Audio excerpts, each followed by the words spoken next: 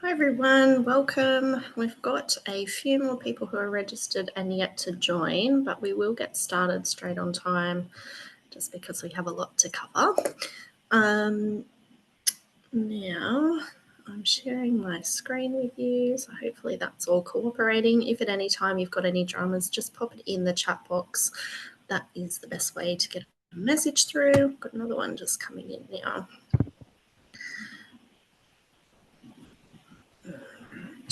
I'll just mute everybody just to keep the sound down. If it will let me do that. All right, here we go. Okay, welcome. So today we are talking all about loose parts and loose parts play.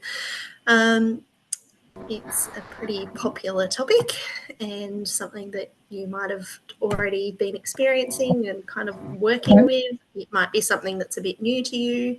But either way, hopefully you get something out of the session today. So we've got about an hour.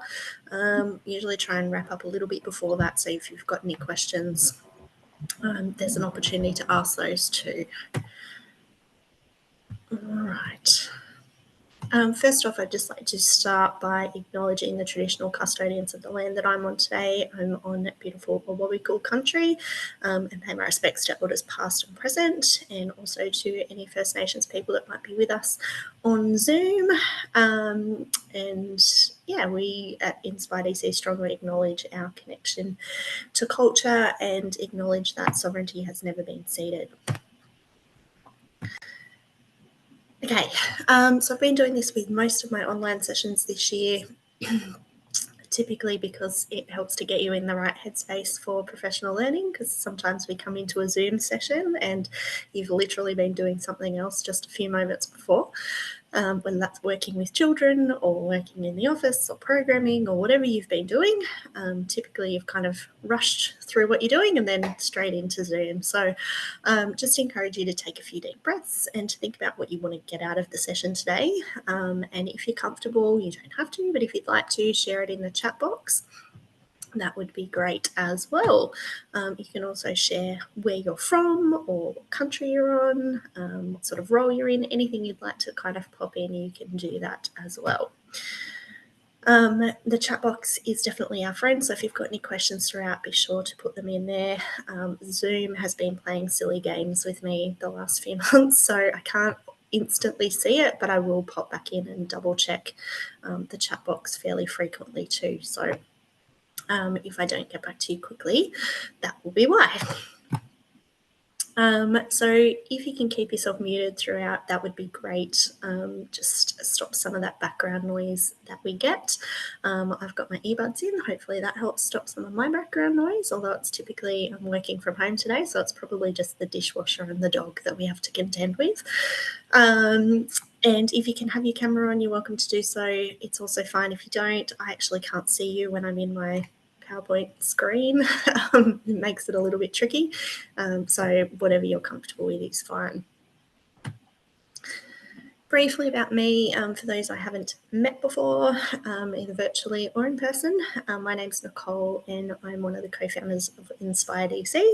I've also got 3 children of my own. I've been in early childhood for over 20 years now, in a range of roles, educator, proof provider, nominated supervisor, trainer, all kinds of things. So lots of different experience in early childhood, and thankfully it's all pretty much been play-based, so lots of talk of play for me. So what are we going to cover in the session today? We're going to start with what is play, because I think that's really important. If we're talking about loose parts and loose parts play, it's really important we have an understanding of play at its core. So we'll be touching on that first. I'm just letting someone in there. We'll be talking about the theory of loose parts. We will be talking about adventure playgrounds, which may or may not be a concept that you've heard of before. And we'll be talking about challenges and how we can overcome those when it comes to loose parts. So some of the practical kinds of stuff. So it's great to understand the theory, but it's also nice to know what to do in practice. All right, so we'll kick off with play. And I like this little quote. It says, "Play is not frivolous, it is not a luxury. It is not something to fit in after completing all the important stuff. Play is the important stuff." And I think early childhood has grasped that concept pretty well in recent years. The older years, possibly not so much yet. But I think in early childhood, we've got a pretty good understanding of play already, and the fact that it is important for children. So, in terms of how we define play or how we understand what play actually is, because we really, there can be different definitions, I suppose. People can have different ideas of what play is. I like to refer to Peter Gray's conditions or definition of play. So, you can see at the bottom of this, so this little handout is from our friend Jeff Johnson over at Play Evolution HQ. He's put this together to make it really simple, but you can also check out the article, the original article that this is from, which is by Peter Gray, and it's called The Value of Play, the definition of play gives insights, etc. So you can find that on the Psychology Today website. If you just look up Peter Gray, conditions of play, definition of play, value of play, you'll find it very easily. Peter's also got a great book called Free to Learn, which we've got on our website when we can get it in stock. It's really hard to get hold of and keep hold of. That kind of goes into this in even more detail. So I'm not going to go through them all in a lot of depth because we don't have a huge amount of time, but I'll just kind of touch on what they are briefly. So play is self-chosen and self-directed. Play is activity in which means are valued more than ends. Play is imaginative, non-literal, mentally removed in some way from real or serious life. Play has structure or rules which are not dictated by physical necessity but emanate from the minds of the players. Play involves an active, alert, but non-stressed frame of mind. So that's how Peter Gray defines play. I think when we look at it through those kinds of things, we can see that what we do in early childhood typically is that, but there are times when services might claim to be play-based and yet things are not being self-chosen or self-directed. You know, children don't have a choice about what they're doing and when they're doing it. So yeah, I really recommend that article. If you can't find it, I'll give you my details at the end. You're more than welcome to get in touch and I can give you a direct link to the article as well. What does open-ended mean? Okay, so when we talk about loose parts play, we often talk about open-ended resources. Are they the same thing? How do they work?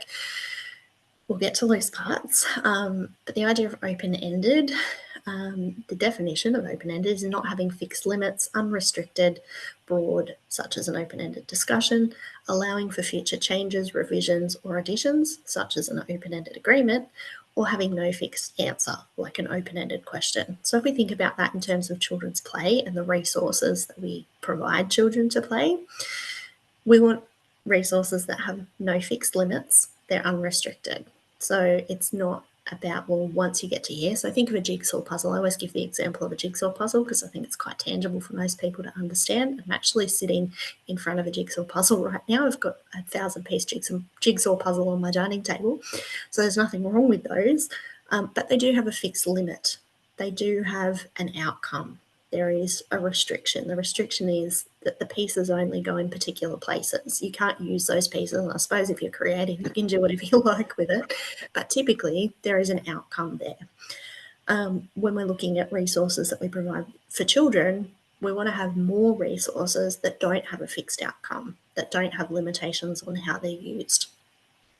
Allow for future changes, revisions, or additions. So we want children to be able to return to their play and return to their environments, return to their resources and add on, build, change, alter. You know, we want them to be able to kind of fiddle with things and adjust and, you know, and other children to do that as well. So that's where we're looking at those sorts of parts for open-ended materials. And then having no fixed answer, as I said, like with the jigsaw puzzle, there's a result there. We're expecting a particular outcome. Whereas what we're looking at in terms of play and loose parts play and open-ended materials is not a fixed way to play, not a set way to play, but a range of ways in which children can play that's really only up to them. So I want you to have a think about some open-ended materials, what those sorts of things might be. You don't have to share them, you can just have a bit of a think about them. Some of my favourite open-ended materials are things like pipes or even pieces of fabric. A piece of fabric is a great open-ended material. You can do whatever you want with it. A box is probably one of the very best open-ended materials. Children will do all kinds of things with a box when we give them the chance to. So think about some of the different open-ended materials that you can and how you might be able to use them in your space. Okay, interesting fact for you. The National Toy Hall of Fame, which is based in the US, inducts toys each year based on specific criteria, including the toy's icon status, the longevity of its popularity, how the toy encourages learning or creativity, and innovation. Past winners have included Lego, the Barbie doll, crayons, Tonka trucks, the jigsaw puzzle, so that's for me that's included in there, and other usual suspects. Based on their criteria, in 2008, the Hall of Fame judges inducted. Now, can you guess what they might have inducted? You're welcome to put a guess in the chat box if you think you might know what could have been inducted into the Toy Hall of Fame in 2008. I don't know how old you all are, how old you might have been at that point. Boxes, yeah, that's a really good suggestion, actually. I mean, a box could be inducted at any point in time, I think. Often people will start thinking about the different toys that might have been out at that point in time. I know when I first read this, I was starting to think like that because I'm like, oh, I was starting to have children at that point in time. So what toys were out? What was interesting? But it actually turned out to be something really unexpected. The stick. And so this is from the museum's curator. He said, it's very open-ended, all natural, the perfect price. There aren't any rules or instructions for its use. It can be a Wild West horse, a medieval knight's sword, a boat on a stream, or a slingshot with a rubber band. No snowman is complete without a couple of stick arms, and every campfire needs a stick for toasting marshmallows. This toy is so fantastic that it's not just for humans anymore. You can find otters, chimps, and dogs playing with it.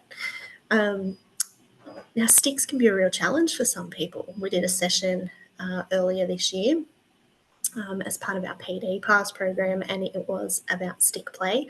And it can be really challenging for people to see sticks as something that children can and should play with. But to see that it's been inducted into the Toy Hall of Fame, I think is a pretty good indication that there's some real value to that type of play. If you want to see that session, we do have a recording of it as part of the PD Pass, so you can have a look at that on the website. All right, so why open-ended play? Why are we looking for open-ended materials and environments? So open-ended play offers children the opportunity to use their imagination and be creative. There's no right or wrong answer or way of playing, so all children can experience success. And that's what we want for children. We want them to experience success or that sense of achievement. If there's a particular way to play, and so you think of a child who's trying to master a jigsaw puzzle, they can get really frustrated when they can't actually do the thing that needs to be done. And it might be because that puzzle's not developmentally appropriate. They're just not quite at that stage yet. It might be that their fine motor skills are kind of letting them down, or it could be a number of reasons. And that's not to say that children should never experience that frustration, because that frustration can be good in helping us to learn. I know I recently, just last week, tried to learn how to ski for the first time, and that frustration was definitely beneficial, although really annoying at the time. But we do want children to experience success as well. So, having a variety of open-ended materials allows children that opportunity to feel success, so that at times when they might be feeling frustrated, for example, if they're trying to use a pair of scissors and they're having a really hard time learning how to use a pair of scissors, but then they're experiencing success in other ways with other materials, it's not just constant frustration and I can't do this. We want children to have a lot of I can, and to have that sense of achievement. Open-ended materials encourage children to make choices in their play. they are often very cost effective. And we're going to talk about that as we talk a bit more about loose parts. And they contribute to a sustainable community. So, often the open-ended materials that we have, as I say, are cost effective, but also, might be able to be sourced secondhand. They stop things from going to landfill. So that's what we're after as well. All right, loose parts theory. So a lot of people probably, I know I didn't initially, I knew about loose parts. I didn't know it was an actual theory. I didn't know that there was research and stuff behind it. And then when I come across it, I was like, okay, that makes a lot of sense. And what is proposed in the theory isn't, I don't know, I guess rocket science, especially not for us in working with children every day. It's probably not rocket science, but to actually hear it in a theory was, I think, really interesting.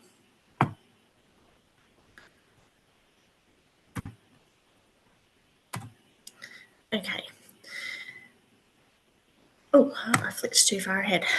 So there is evidence that all children love to interact with variables such as materials and shapes, smells, and other physical phenomena such as electricity, magnetism, and gravity, media such as gases and fluids, sounds, music, motion, chemical interactions, cooking and fire, and other humans, animals, plants, words, concepts, and ideas.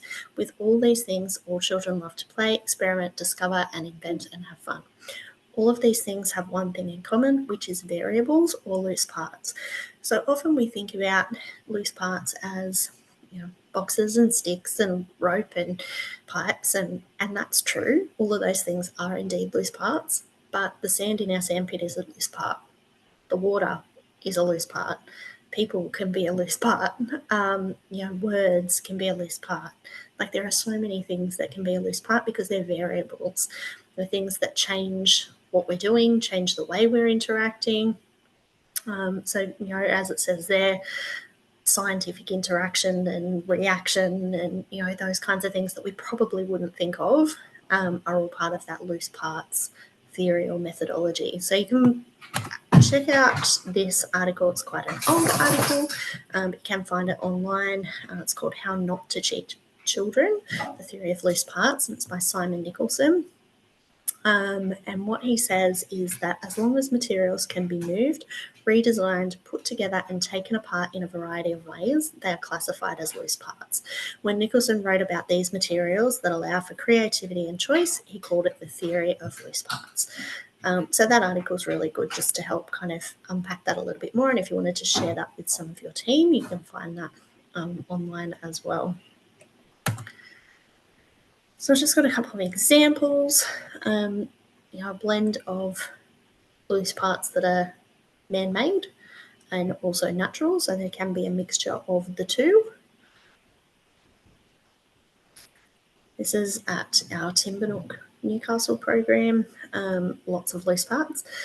The pipes are probably one of the favourites. Pipes and little gutters and channels are probably one of the favourites, particularly in the water and mud play areas. They are definitely popular, particularly with toddlers who are exploring schema. So if you are familiar with the term schema play, you might be familiar with children's transporting and trajectory. If you're not, that's again something I'd really encourage you to have a look at. We've got a free resource on our website about schema play. So I can, if I remember at the end, I'll pop the link to that in the chat so that you can access that too, because it's really helpful in understanding what schema play is. There's a lot of crossover between schema play and loose parts. Loose parts support schema play really well. Again, it's not about being over the top. I'm actually doing a session for a service tonight about environments, and we're going to be talking about how our environments can actually be really simple. They can still be interesting, intriguing, but they can be really simple when we have a lot of loose parts. So providing a range of open-ended materials that children can carry, move, manipulate, and repurpose encourages imaginative and productive play to occur. So again, this is at our Timbernook Newcastle site. And this is at our old site during school holiday programs. And we used to have a lot of fabric. I think that thing with the dragonflies on it is actually a shower curtain. But lots of fabric, lots of planks, tyres, things that could be kind of moved and manoeuvred, and lots of cubby building, which come about naturally as a result of all of those materials. So it was always interesting to watch how the children moved and manipulated those. They repurposed different things, and we saw lots of really interesting play, which, for those who work with school-age children, it can be really hard to get school-age children to play sometimes. They often need a lot of instruction on how to play. They like a lot of big games, or they like device-based play. So getting them back to this basic kind of play was really reassuring for us. Children naturally gather loose bits and tend to give them a value based on how hard it is to obtain them. Often these are used to trade or barter for other sought-after objects. And we actually saw this. We were visiting a service in Sydney quite a few years ago now, and we were out in their outdoor space, and the children had, and actually it was a primary school. They had a preschool on site, and then we went into the primary school playground, and in the playground there was all these little collections of rocks from around the playground. And I'm like, I wonder what's happening here.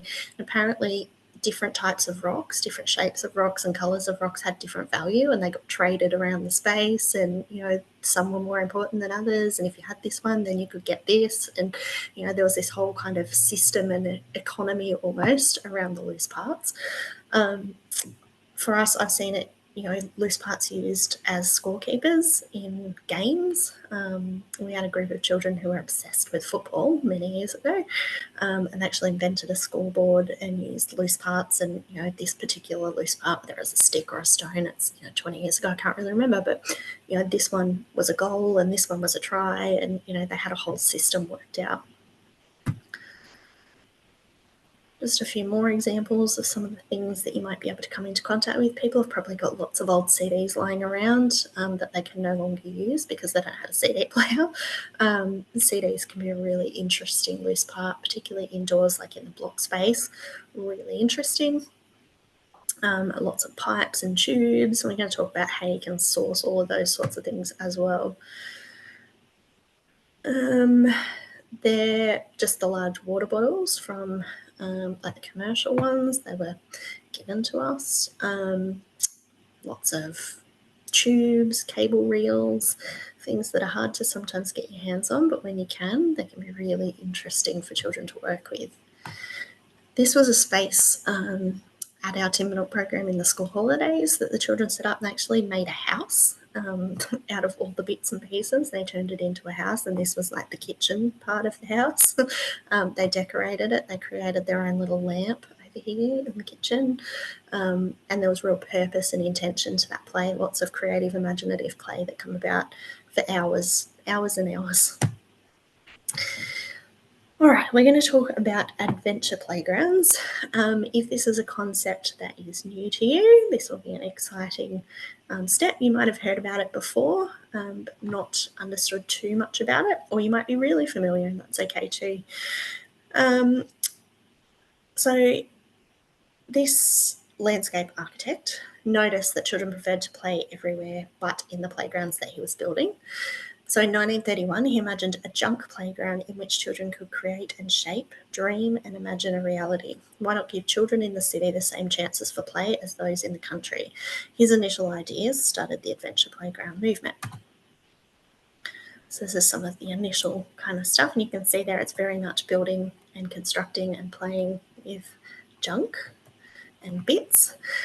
The first actual adventure playground, though, opened in 1943 during World War II, and a lot of what you see, if you kind of look at adventure playgrounds online, a lot of what you will see is around the time of kind of World War II, there was a lot of junk around, a lot of just bits left around cities, and so that stuff was kind of pulled together and used for play.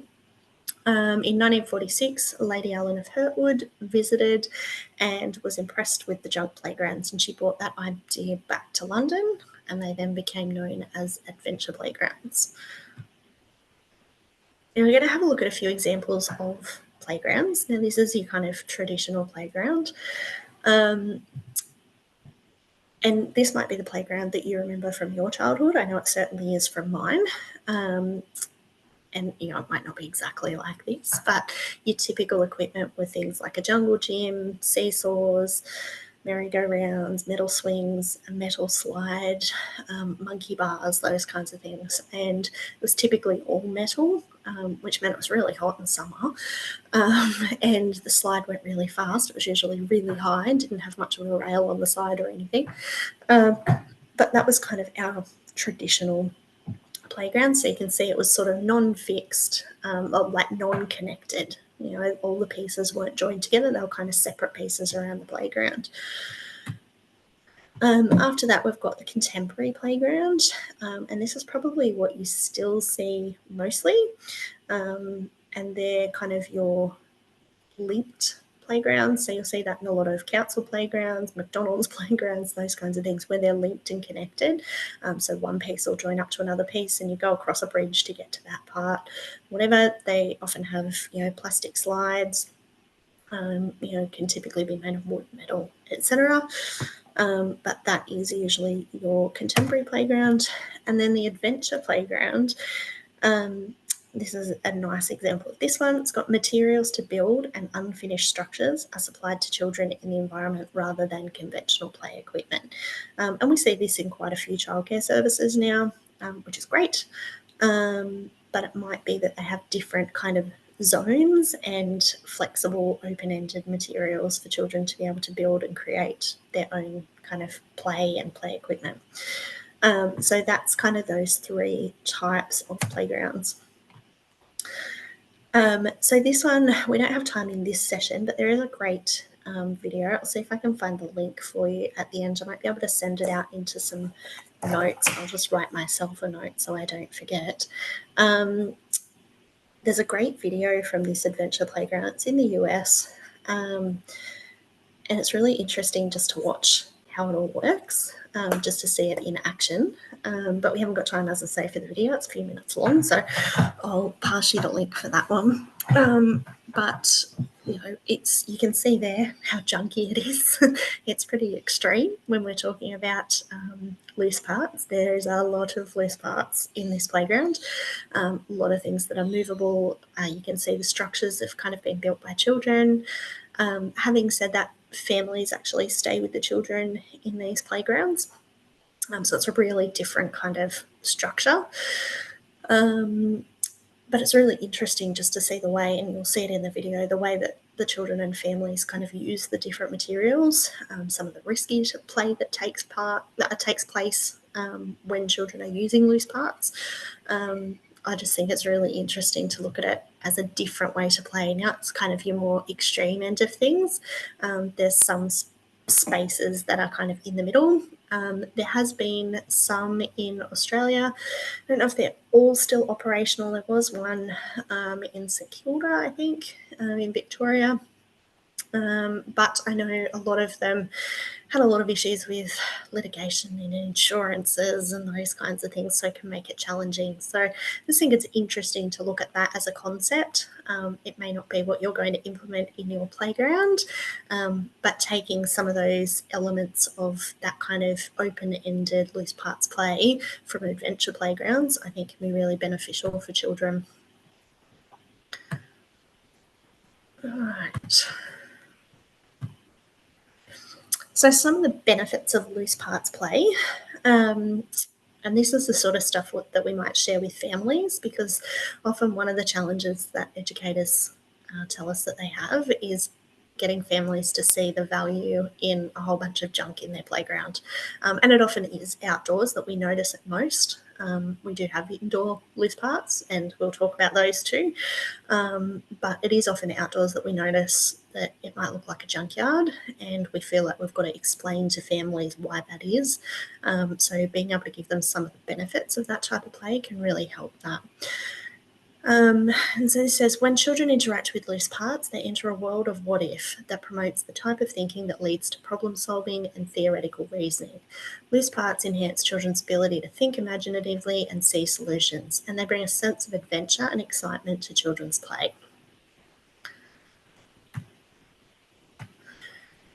There's a growing body of evidence of the benefits of playing with loose parts, including increasing levels of creative and imaginative play. We kind of touched on that before, that children are more creative when they've got those open-ended materials because there's no set way to play. Children play cooperatively and socialise more, and that's often because they're trying to negotiate how to use a material. How do I make this work? So those pipes that I showed you before on the hill with the water and the mud, watching the children put those together is a real collaborative social experience because they have to navigate whose bit goes where and how they'll get it so that the water will actually run down the pipes and how they join the pipes up, and it becomes a real social opportunity.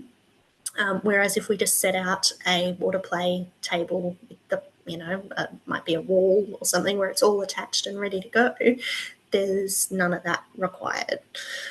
Children are more physically active when they're engaging with loose parts, and that's typically because of the nature that they're variable and movable. So children actually do move them around when they know they've got the freedom to move materials and items around in their play. They actually do. They physically get up and move things. Even, you think about block play. Block play is loose parts play for sure. And I've seen children, standing on ladders to be able to build really big towers. I've seen children crawling under block shelves. There's so much physical stuff that happens when children are navigating open-ended materials and loose parts. Curriculum outcomes occur through informal play with loose parts. Loose parts facilitate communication and negotiation skills when added to an outdoor space. So they're just some of those little snippets that you might kind of share with your families, either through documentation or, in a parent newsletter with photographs, whatever, so that they can understand the benefits that children are getting out of this type of play. So what sort of challenges might you face when it comes to loose parts play, and how can we overcome them? So I'm going to go through a couple, and then if you've got any others, you're welcome to pop them in the chat and we can talk about those. One of the first ones is where to start. That's obviously a big one for a lot of people. I just don't even know where to get started, particularly if you're in a really traditional childcare service that has, traditional materials and learning environments, and, you've not experienced this before. It can be really hard to know where to get started. So it might be as simple as getting some readings or research or quotes on loose parts and sharing them with your colleagues, so that people are understanding of what it is, why we're doing it. Connect with others who use parts in their play. So, go and visit some services that actually engage in loose parts play and see what that looks like. Connect online if you need to, but actually get a sense of what's happening in other spaces. Brainstorm ideas and understanding on children's play, creativity and imagination, and the theory of loose parts. So, you might have a team meeting to kind of talk about where everybody's at. I think getting an understanding of where your whole team is at before you try and start anything is really helpful, because if not everybody's on board, it can be really difficult. Note your beliefs. So, we will have different beliefs about things. Some people will believe that, children should be, sitting at a table and learning phonics or something. And it's really interesting to have those conversations as a team and get an idea of, well, where are we all at? How do we believe that children learn? How do we believe that children can best have their needs met in our care? And then we kind of can come to a general consensus and work out what fits with our philosophy. You might want to develop or review a statement or a philosophy around play. You might want to embed it, really ensure that it's part of your service philosophy. I know the ECA statement on play is really helpful for a lot of services as well, being able to kind of use that as a conversation piece. That came out last year, so it'd be really helpful to look at. And develop an action plan. Actually go, okay, well, what do we need to do? Well, we need to, and we're going to talk about some of these challenges, but we need to organise some storage. We need to actually get some loose parts. How are we going to do that? We need to introduce them to the children. We need to make sure our environment's safe. What do we need to do? Who's going to do it? When's it going to get done? Actually come up with a plan. Where to source materials is another challenge that services often say that they have. First one's, families and friends. Actually just put it out to your service families, your community, and say, we're looking for these types of things. Do you have them? And it can be really helpful to actually give some examples of things that you're looking for. Because often if you just say, we're looking for loose parts, or, it can be really hard for people to know, well, what does that mean and why would you use it? Recycle in your service. So, if you've got boxes that get delivered for your cleaning supplies or whatever, use them. You get tubes that come with stuff in the mail, use them. Find anything and everything. The inside roll of tape, use that. Find those little bits and pieces. Before anything goes in the bin or the recycle bin, think about whether it can be used as a loose part. Local businesses and tradespeople, this is one of my favourite ones. Making connections with local businesses and not necessarily asking them, do you have anything you could donate to our early childhood service? Because often they'll think, oh no, what we have is not useful. But more so asking them, what do you throw out? What do you get rid of?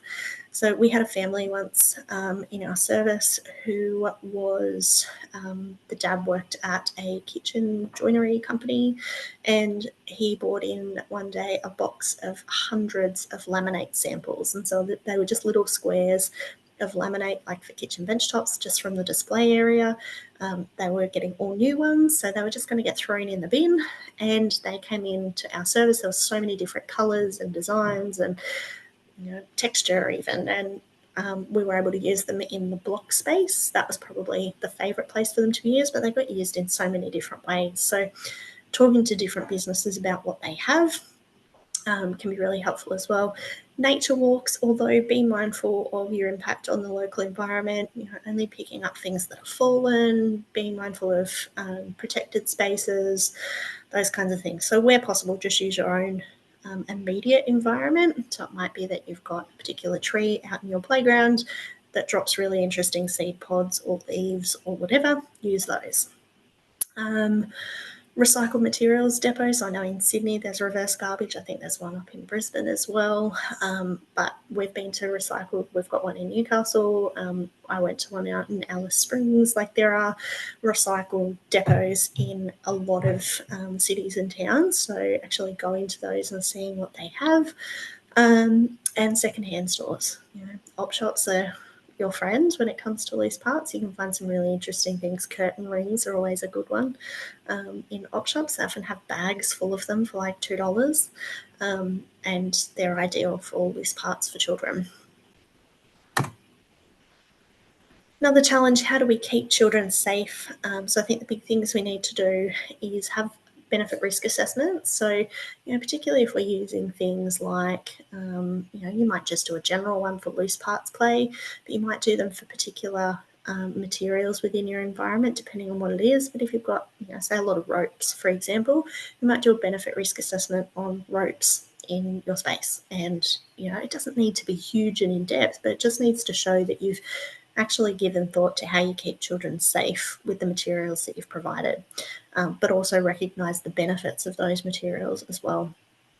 And include inspections of loose parts in your daily, weekly or monthly safety checks. So making sure that you're checking for damage. If you've got PVC piping, for example, it can get brittle, particularly if it's left out in the sun. So you want to check that, it's still in good condition before children are playing with it, so that you're not going to have any injuries. How do we store materials? This is another big challenge. We always suggest investing in some large storage bins, crates, boxes, etc. for outdoors. You want to make it as easy as possible to put things away, or for children to put things away, but also not to be super specific. It's like it doesn't matter if the sticks go back in this tub or that tub, or whatever, the ropes, whatever you've got, but it doesn't matter whether it goes back into this tub or that tub, as long as it goes away and we know where to find it later. You can use hooks and racks for hanging large things like hoses, pipes, etc. The good thing about loose parts, particularly when we've sourced them secondhand or we've been gifted them, we found them, is that we're not too precious about leaving them outside over the weekends or overnight. So it makes it easier to just store them out in the play space. Indoors, we can use large crates to store different types of loose parts or even small storage tubs. We had a stack of storage containers that were all the same. We just labelled on the front of them, but you could peel the label off and add a different one if that loose part was gone. But it might be things like buttons in one, it might be things like wool in another, but just making it as easy as possible to find what we needed. And then within your indoor space, things like baskets and boxes, that children can actually access those materials really easily. There's just a few storage examples. You can see milk crates can be hard to come by, but if you can get them, they can be really helpful. You can see they're the wine barrels in this outdoor space. I've got some big galvanized tubs. Now, were there any other challenges, just before we move on, any other challenges that you have, if you want to pop them in the chat box? They're kind of the things that we come across most often is, how do I keep children safe? How do I store them? Where do I even get them? That's kind of the big stuff. If you've got anything else, you're welcome to pop it in there. Otherwise, we will continue. So I think it's important to remember that loose parts aren't just for older children. So we often talk about loose parts, and I think a lot of people's minds go to preschoolers, and look, preschoolers and older children love big loose parts in particular. They're definitely keen to move around a plank and a tyre, and we talk about benefits. There's some sensory benefits there as well, physical benefits for children in doing that sort of stuff. But it's not just older children. Our younger children, our infants and toddlers, can enjoy loose parts as well. It just looks a little bit different.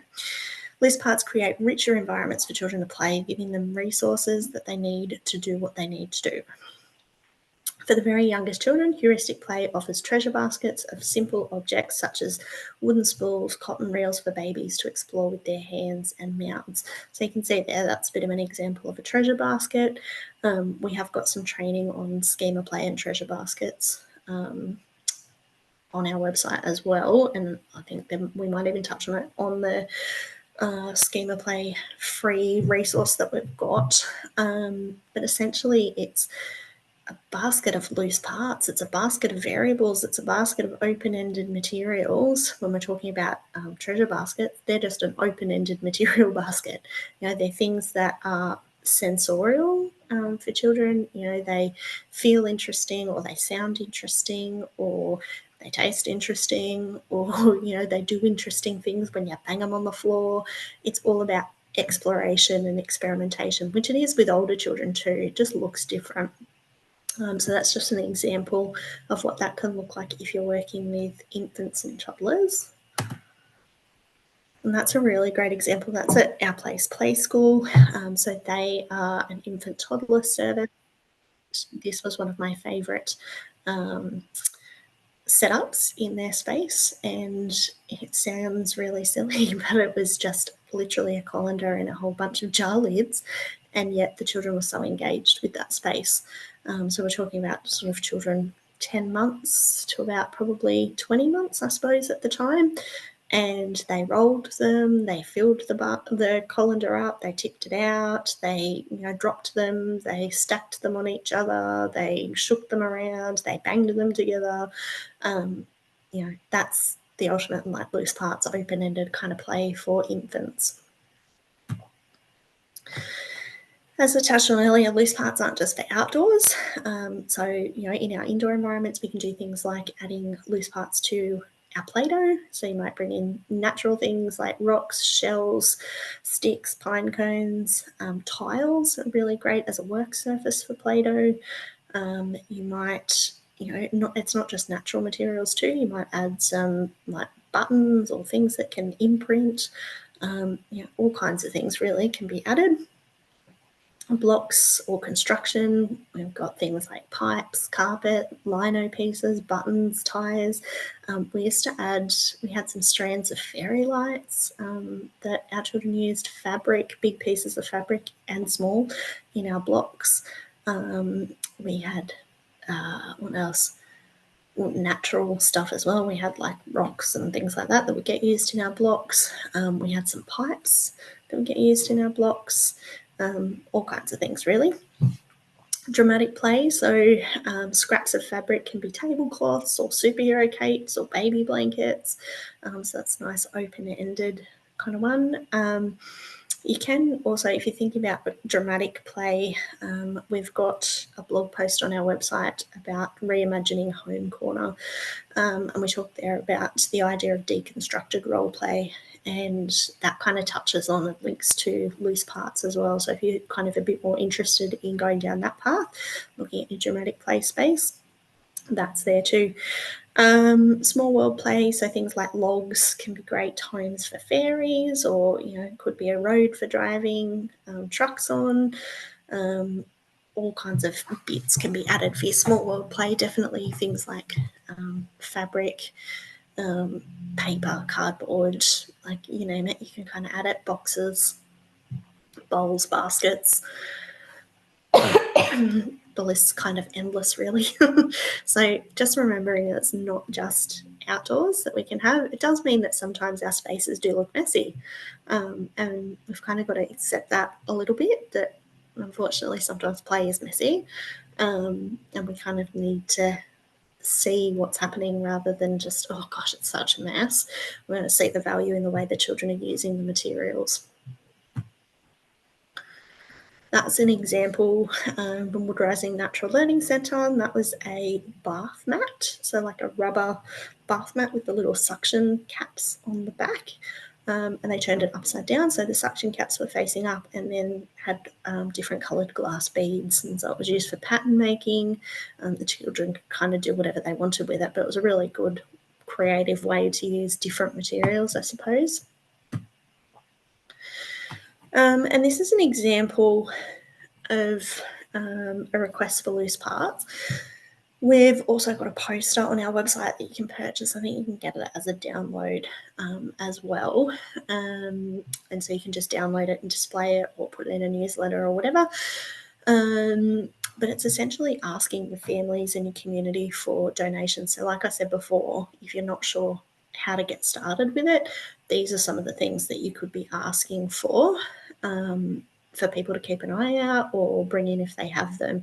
And when you start looking at the list, people will have a lot of those things at home. They'll have a lot of things that they no longer need or want. Might be a good excuse for a clean out. But when you're specific, it means that you don't get so much, I don't want to say junk, but things that you don't want donated. You're actually just getting the things that you kind of really after, that you know will be beneficial for the children.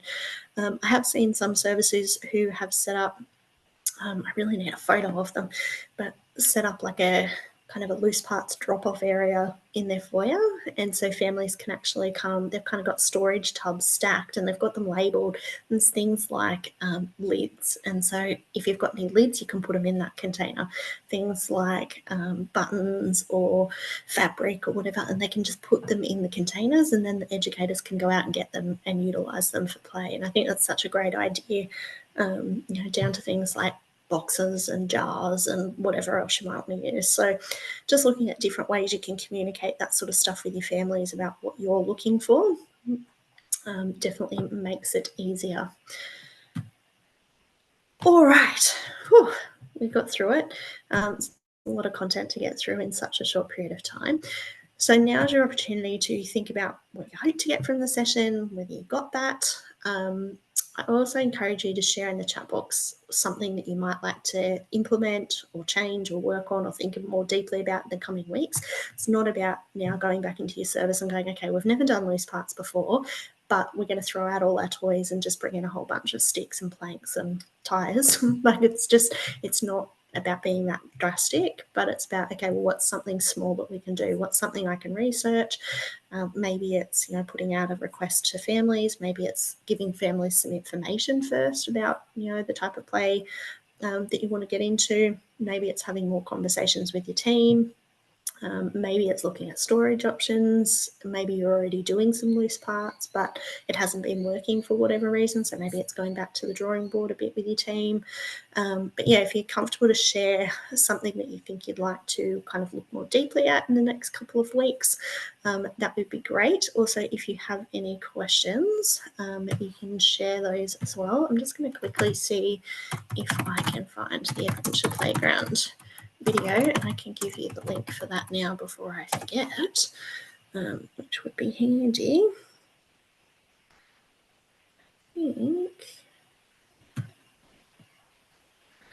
Love it when you think, is this the right video? I'm not sure.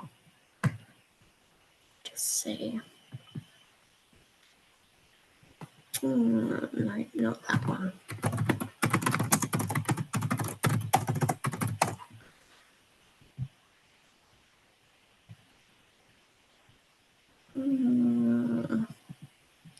Looks like the one that I really like might have been removed from YouTube.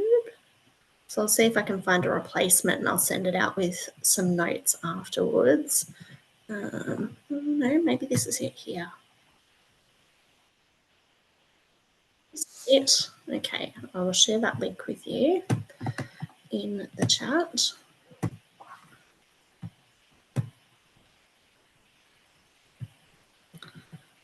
Already doing loose parts, hope to introduce more into our outdoor spaces. Great. One of our biggest challenges is having the storage for all the treasures we've collected and keeping them organised. And look, that is definitely a big challenge, is storage, especially when you have a lot of small things. You seem to collect a whole bunch of lids or whatever. It does make it really hard. So I think it's finding creative storage solutions where you can, but also easy storage solutions, things that, like getting a whole bunch of the same size container really worked for us because they stacked really well together, made it much easier to put it away, but also things that children could pack away themselves really easily.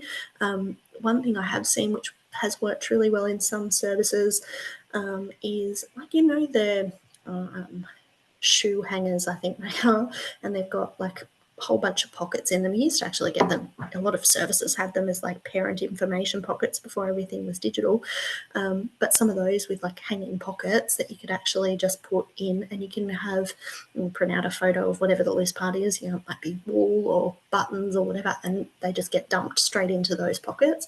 It's just about keeping it as easy as possible. Already including loose parts in our toddler program, but finding not all educators see the value. I'd like to share the theory with them to hopefully inspire. Yeah, and I think that is the tricky part. Some educators just can't quite see it yet, and it does take time. For some people it's an instant, like as soon as you see it or hear about it, you think, oh yeah, I completely get that. For others, they find it a little bit more challenging, I think, because particularly if they've always done something a certain way, or they have an expectation of what early childhood education should look like, or what their role is as an adult, that I should be teaching children, I can't just be putting out a whole bunch of junk and letting them at it. I'm supposed to be teaching them something. And so I think when we kind of step back, especially in play in general, but particularly with loose parts play and outdoor play, when we step back and just let children kind of explore the materials and do their own thing with it, I think a lot of educators worry that it looks like I'm not doing my job, like I'm not teaching them, I'm not putting out this intentional activity for a child, so I'm not doing my job as an educator. And I think it's then changing our perspective of what we think our job is, and our job is then in those instances is to actually see the play that's unfolding, see the learning that's happening, make that learning visible, be responsive to it, find the right materials, help to scaffold where needed. That's our role, rather than come over here, I've set up an activity, and now if you do this and then you do that and then you do that, and then I can go, oh, I'm a very good teacher today. I think a lot of people find that really hard. So it's just kind of gently, but also showing examples and giving kind of that research and information. So I'm just going to pop the link for the video in there because I think that would be really helpful as well. I think just looking at it was about 6.5 minutes. So, I mean, it'd be something that you could kind of share with your team as well. Now, it's the extreme, as I say, it's the extreme of things, and it's a very different context to what you're looking at in your play space. But I think it does give people an idea of what's possible for children and how capable children are when it comes to loose parts play. A challenge we face is certain children not using the parts correctly and simply just tipping them all out and then walking away, leaving a big mess, which isn't inviting for other children to play in. And that can be a real interesting thing too, because it's depending on the age of the children. If you've got toddlers or even slightly older children, it could be an exploration of schema. It could be that filling and emptying, and they might be in the emptying stage of the filling and emptying, which can be really frustrating. But a lot of it comes back to sometimes we need to simplify and we need to remove some of the things because often we end up with too much stuff, too many loose parts. So we might need to remove some of them and then reintroduce them. And, it's not about then telling children how to play with it because, the tipping out might be their play. There might be a purpose to it. But it's then what do we do when we're done with it? And how if we put it back, and obviously this is older children, but if we put these things back, if I've used the ropes over here or whatever, and then I'm done, if I don't put them back, they're not there for somebody else. It's that conversation with children about how we can use that material, how we can look after that material, how somebody else can use that material. But then it also gets challenged a bit by not wanting to interrupt the flow of play, and it can be really, really difficult. Some children also, if they've not been exposed to that type of play before, just simply don't know what to do. They just don't know how to play and think outside the box, and that's where we do need to kind of simplify it as much as possible for those children. Okay, let's just have out a couple of basic loose parts today and then see what happens before we add extra things, because that's it does become a big mess for other children. But then we go back to that role of the educator, and that is one of our roles, is kind of resetting spaces. And we might do that with children as well and go, oh, I've just noticed that, all the sticks are in a giant pile over here, and, if people want to use them, they can, or whatever. I might move them over here, and we'll have those conversations alongside children. Some children might help, some children might not.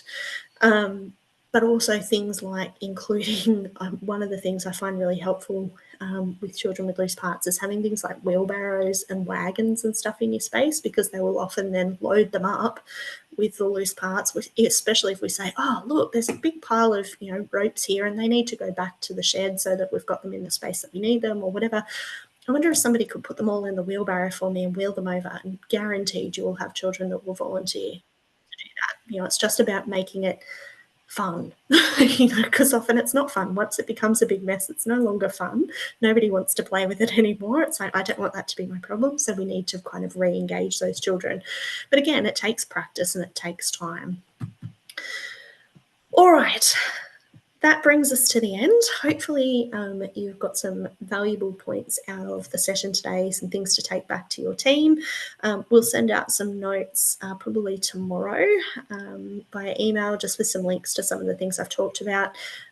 If we miss anything and you've got any questions, I'm just going to pop my details up there now.